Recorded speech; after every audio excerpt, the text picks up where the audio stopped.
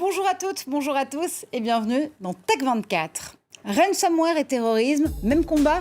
C'est en tout cas l'avis des États-Unis. Les attaques par demande de rançon paralysent entreprises, hôpitaux et gouvernements à des cybermenaces devenues une industrie à part entière. Et dans Test24, on vous propose de vous holoporter dans le futur des communications. Des mots de Mesh, la nouvelle plateforme collaborative de Microsoft, où les réalités mixtes et virtuelles ont le pouvoir.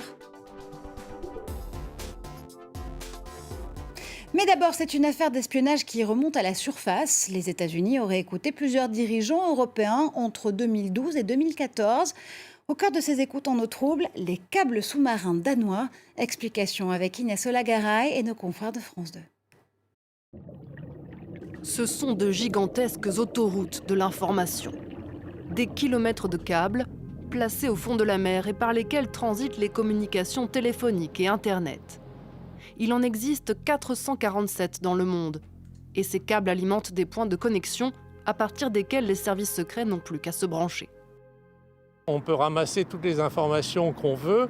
Il suffit de rentrer les numéros de téléphone européens qu'on veut surveiller et dès qu'un de ces numéros de téléphone appelle ou est appelé, l'enregistrement se fait. Et selon la télévision publique danoise, le Danemark aurait laissé les États-Unis se brancher sur ces câbles pour espionner la chancelière allemande Angela Merkel entre 2012 et 2014. Ils auraient également permis aux Américains de recueillir des informations sur des responsables suédois, norvégiens et français. Le gouvernement danois affirme qu'ils n'étaient pas au courant et que leurs propres services secrets ont agi sans leur accord. Impossible de vérifier, mais pour de nombreux observateurs, ces pratiques sont courantes.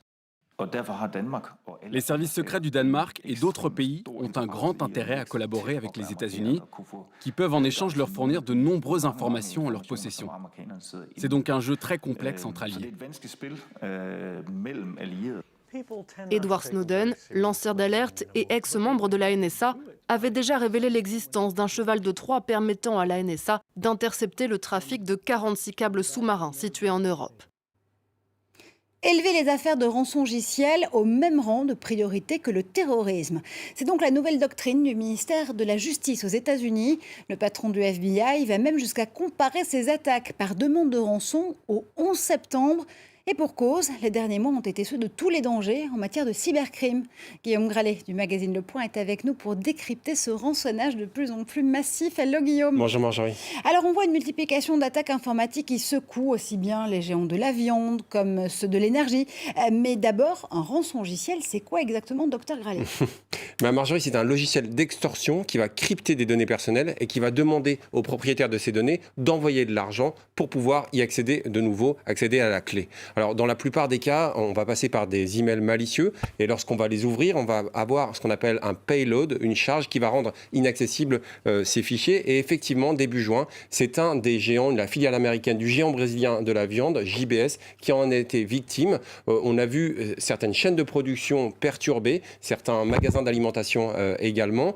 Et un mois plus tôt, le 7 mai, eh bien, c'était l'opérateur d'oléoduc Colonial Pipeline qui, lui, a reconnu, c'est assez rare, avoir payé une rançon de plus de 4 millions de dollars pour pouvoir continuer à alimenter en pétrole les consommateurs américains. Le ton a même monté entre Moscou et Washington puisque la responsabilité éventuelle de la Russie à travers le groupe DarkSide sera au menu d'une rencontre entre Joe Biden et Vladimir Poutine. Ce sera le 16 juin à Genève. Ouais, les choses sérieuses vont alors commencer. Et on l'a vu récemment au travers des attaques d'hôpitaux notamment, on observe une véritable industrialisation des attaques.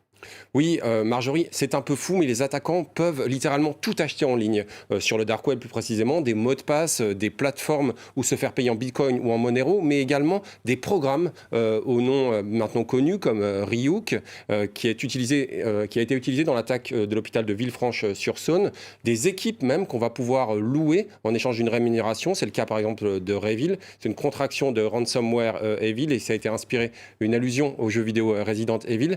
Il y a même un argument argumentaire pour faire vaciller la personne à qui on cherche à soutirer de l'argent. On lui dit qu'on va divulguer par exemple des secrets industriels. Il y a une philosophie qui se dégage. Plus on est faible, malheureusement, plus on va payer parce qu'on n'a pas l'habitude de répondre à ce genre d'attaque. Et comme la meilleure défense, c'est l'attaque dans ce rapport de force. Eh bien, pour pouvoir se prémunir contre ces rançongiciels, l'intelligence artificielle pourrait nous aider à faire la différence. Oui, et là, il y a une société américaine qui l'a compris dès 2013, Marjorie. Elle s'appelle Darktrace. Elle a été créée par des anciens du MI5, le service secret britannique, mais également de la CIA. Il y a également des acteurs français qui sont très pertinents. Je pense à Walix, qui veut là protéger en fait les administrateurs, mais il y a d'autres opérateurs à suivre. C'est le cas par exemple de Gatewatcher, co-créateur du Cambus Cyber, qui veut utiliser l'intelligence artificielle pour détecter les intrusions à travers l'analyse de signaux faibles notamment. Ici, on va chasser les rançonneurs, Marjorie. Alors, comment mieux se préparer aux cybermenaces? Alors que l'émergence des virus numériques semble échapper à tout contrôle, la virologie informatique devient une science à part entière. En France, le laboratoire de haute sécurité décode les codes malveillants. Il travaille sur ceux de demain d'ailleurs également, un laboratoire commun entre l'Université de Lorraine, le CNRS et l'INRIA. On rejoint tout de suite à Nancy son cofondateur pour en parler. Bonjour Jean-Yves Marion. Bonjour. Alors vous expliquez que le laboratoire que vous avez co-créé pourrait être comparé à un laboratoire P4, un peu celui qu'on a vu à Wuhan notamment, mais à destination des virus informatiques. En quoi est-ce que ça permet de mieux connaître ces programmes malveillants ? Alors, le laboratoire de haute sécurité, qu'on nomme simplement LHS, c'est une plateforme de recherche du Lauria, le laboratoire commun CNRS Université de Lorraine. Et si vous voulez, ça permet trois choses. En gros, ce sont des grandes oreilles qui permettent d'écouter Internet et de récupérer des programmes malveillants, des codes malveillants. Donc, on a comme ça une collection de 50 millions de programmes malveillants, virus, botnets, spyware, rançongiciels, etc. Et d'autre part, pour faire l'analogie avec un laboratoire en biologie, on a une sorte d'éprouvette dans laquelle on peut tester, exécuter et voir ce que font ces programmes malveillants. Donc on appelle ça faire une analyse dynamique des programmes malveillants. Monsieur Marion, vous expliquez également que dans ces programmes malveillants, on voit proliférer des variants. De quoi voulez-vous parler par cette expression ? Alors, on est toujours dans l'analogie avec la biologie, mais revenons un tout petit peu en arrière pour savoir qu'est-ce que c'est qu'un programme malveillant. Un programme malveillant, c'est un programme qui va s'infiltrer à l'insu de l'utilisateur dans un ordinateur ou alors dans un objet connecté, comme votre téléphone, votre iPhone ou votre montre connectée, ou tout ce qui est connecté par exemple sur le réseau. On peut penser aux caméras, aux différents types de capteurs et ainsi de suite. Et qui, une fois infiltré dans votre ordinateur, l'attaquant, qu'est-ce qu'il va chercher ? Il va chercher à rester invisible, à ne pas être détecté par votre antivirus ou par votre système d'exploitation. Et une façon de faire, c'est de créer ces variants qui vont être différentes protections d'un même programme malveillant. Et une autre raison pour créer des variants, c'est d'augmenter le nombre de fonctionnalités d'un programme malveillant. Par exemple, on va pouvoir lui donner des fonctionnalités supplémentaires au niveau cryptographique pour casser des messages ou récupérer différents types de clés. Donc on voit l'analogie se faire tout doucement, c'est-à-dire si vous voyez un petit peu un antivirus comme un vaccin, les variants sont des façons de passer à travers ce vaccin, à travers cet antivirus. Alors l'idée, c'est bien sûr aussi de se protéger.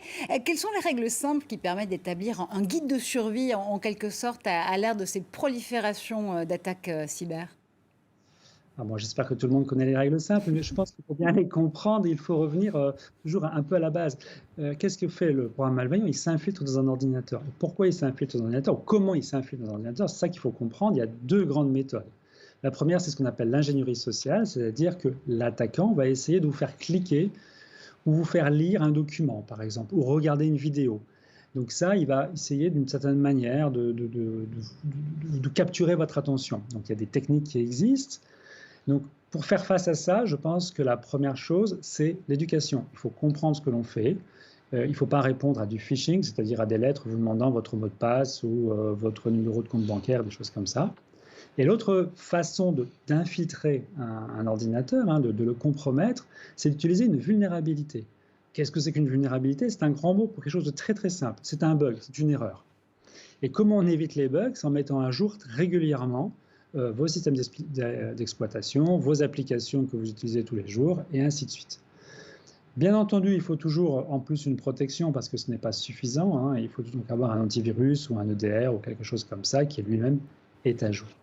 Et si on va un tout petit peu plus loin, parce qu'il faut aussi se projeter un petit peu vers le futur, hein, outre la menace programme malveillant, on voit l'arrivée, vraiment la vague intelligence artificielle, hein, la vague IA, qui risque de nous conduire vers d'autres menaces, hein, puisque ces programmes malveillants pourront utiliser l'IA à la fois pour attaquer en amont et également quand ils sont sur place, quand ils ont compris un ordinateur, sans compter d'autres menaces telles que les systèmes de désinformation. Jean-Yves Marion, merci infiniment à vous. Et tout de suite, c'est Test 24.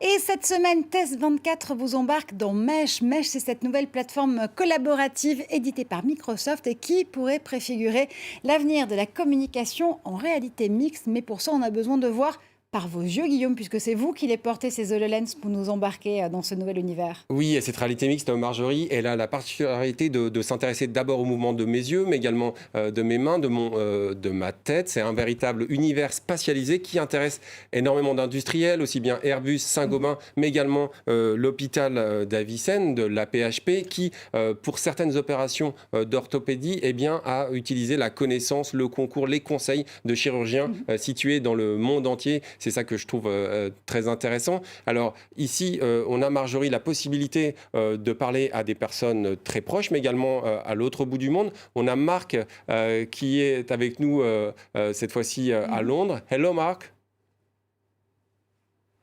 Donc Marc nous dit bonjour et ce qui est intéressant c'est que ici je vais par exemple pouvoir prendre un objet virtuel. Là, Marc me tend. Marc le fait aussi d'ailleurs. Voilà, Marc me tend exactement une roue. Ouais. Je vais pouvoir l'agrandir, pouvoir décomposer un moteur. On va pouvoir participer à la création d'objets industriels, des objets de plus en plus grand public qu'on va pouvoir véritablement saisir. C'est ça que je trouve très confondant, Marjorie. Absolument, ce qu'on nous propose finalement avec ce métavers, c'est un monde en parfaite hybridité, puisqu'on a des avatars des gens dans le monde entier avec lesquels on est en train de faire une réunion, par exemple. Est-ce que c'est uniquement fait pour la maison Microsoft? Alors, on utilise Azure, hein, le cloud de Microsoft, bien sûr. Il y a quand même un véritable effort d'ouverture, et ça, on le doit à l'arrivée de Satya Nadella à la tête de Microsoft, puisqu'on peut utiliser dans cet univers, je vais lever un peu mes lunettes pour mieux vous voir, Marjorie, des casques comme celui d'Oculus Quest. On va voir si ça va être le cas avec la nouvelle version de Magic Leap, mais on voit quand même des casques de plus en plus légers. Un tout petit bémol, on a uniquement 3 heures d'autonomie. On aimerait en avoir un peu plus, mais le côté hybridité, franchement, est bien réussi ici, Marjorie. Moi, j'ai pas 3 heures d'autonomie pour l'intégralité de cette chronique, mais merci infiniment à Guillaume pour toutes ces explications. Vous l'avez compris, c'est la fin de cette émission. Merci de nous avoir suivis. Nous nous retrouvons sur tous les autres écrans avec le hashtag Tech24 et ici, en plateau, très vite.